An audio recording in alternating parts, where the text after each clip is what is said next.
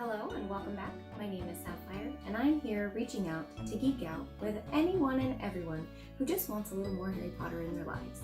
So today I will be reviewing my wand collection and I only have 8, so it shouldn't take too long.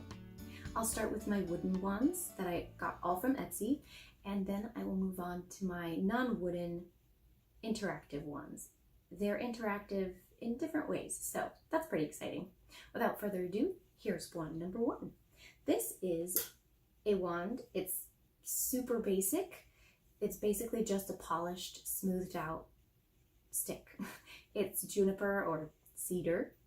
I had to look that up and find out why are they making juniper wands, but it's just code for cedar, which is a Pottermore approved wand, or should I say ollivander. It has a nice rosy color, kind of reddish, brownish kind of color. And it has really nice character, just these beautiful spots on them, and the handle gets darker and is slightly bent, not too much like Bellatrix's, which I find to be a little overkill, but this one is really simple and basic, and it's just overall quite lovely. The next one I had custom made several years ago, and it is completely my own design. I drew a picture of what I wanted. I did get some ideas from online, just kind of the type of features that could be included in a wand, and I came up with this. It's a 2-tone, mostly basic kind of wand. It has a simple shape. There's no elegant handle. There are a couple of bulbs on it, and it doesn't have straight lines as much as it has curves. So the larger parts curve into the thinner parts. It has 2 tones. There's 2 different kinds of staining that go around it, and it has a wood burning vine. The vine turned out to be a different style than I had imagined. It's a little more triangular, pointy leaves rather than smooth leaves, and they're kind of sharp. But other than that, it's beautiful. There's even little curlicues in it. I love it. This is made of willow, and it's 11.5 inches. I keep it in my custom wand holster, which is actually really uncomfortable to wear.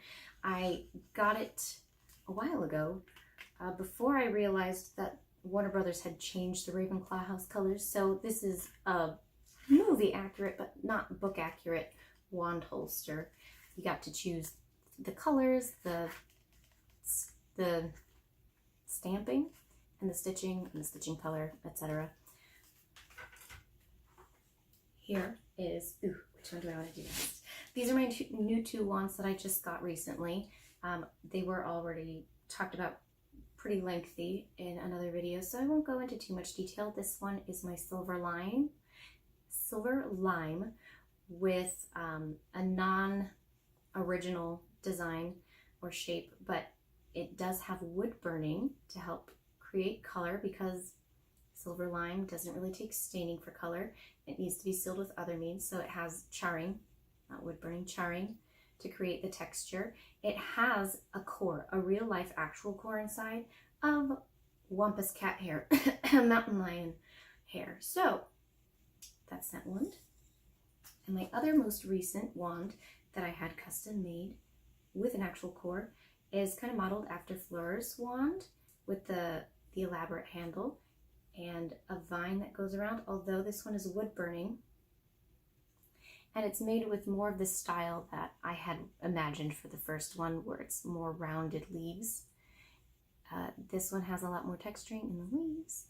I won't go into too much detail. This is a walnut wand. It's about 11.5. The other one is also 11.5-ish. They might be off 1/4 of an inch depending on the needs of the actual handles and designs, but generally they stay in the 11.5-inch range. This has Luna Mothwing core. I know it's not an Ollivander or anyone else approved core, but it sure is pretty, and it sounds magical, so I'm okay with it. Okay, moving on to the non-wooden wands, we have couple basic universal wands. I got these when I was in Florida at the Wizarding World. We have Neville Longbottom's wand. It's one of my favorites because it's closer to accurate length. Most Noble Collection or Wizarding World wands are way too long, but this one's quite a bit shorter. It has a nice curly handle, twisty, I guess, not curly, twisty. This, I believe, would be his new one. Don't quote me on that. Of course, it has the tip because it's an interactive wand for the Wizarding World. And then I have Hermione's wand because I've got a thing for vines. Can you tell? If you haven't been able to tell yet, well, now you know. So it looks just like her wand. I'm not going to say too much about it because it's a wand with vine. It's not made of willow. It's made of, or it's not made of vine. It's made of, you know, electronics and other things that go with electronics. Another interactive tip. It's quite long, way longer than it's supposed to be in the book, but okay, it's got to fit some electronic stuff in it. I'll go for it. Now we're going to even more exciting categories because you can use these ones at home. I have my interactive wands, which I love, and one day I'll probably use them again if I go back to Universal, but I can't use them every day. This one I can use every day. It is also Hermione themed. It's quite a bit thicker, clearly plastic.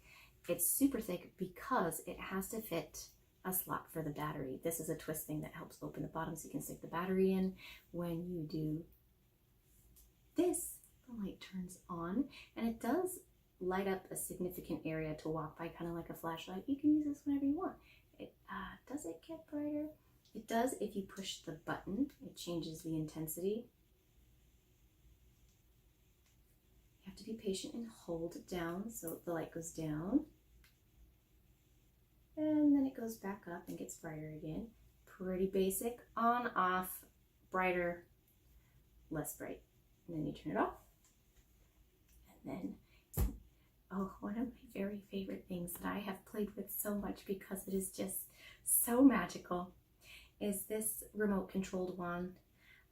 It is supposed to be able to program to your TV remote control, but I haven't figured out how to do it. It's quite a bit trickier than it looks, but I do have the compatible Hagrid's Lantern replica, which is interactive with this wand. Now, you have to turn it to lantern mode. There's a button that you use for programming, and you have to push it 7 times and wait for it to rapid pulse. Let go. I did it wrong, clearly. Okay. Let go. Push 2 more times and hold.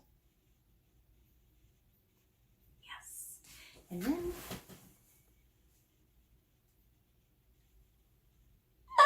I love it so much. It can go lower and brighter. You can push it down 1 notch at a time like this, or you can twist it to increase or decrease the light, and then you pull back to turn it off. And it is a really magical experience for me. It's one of my very favorite things that I have because, I mean, it's really just like magic, right? In many ways, technology is very magical, so it's about as close as I can get in the real world. And so there you have it. Those were my wand collection, and as I've said before, if you want to keep geeking out with me, don't forget to reach out, leave a comment, subscribe, let me know, and I will put up more videos. Until next time, thanks for watching.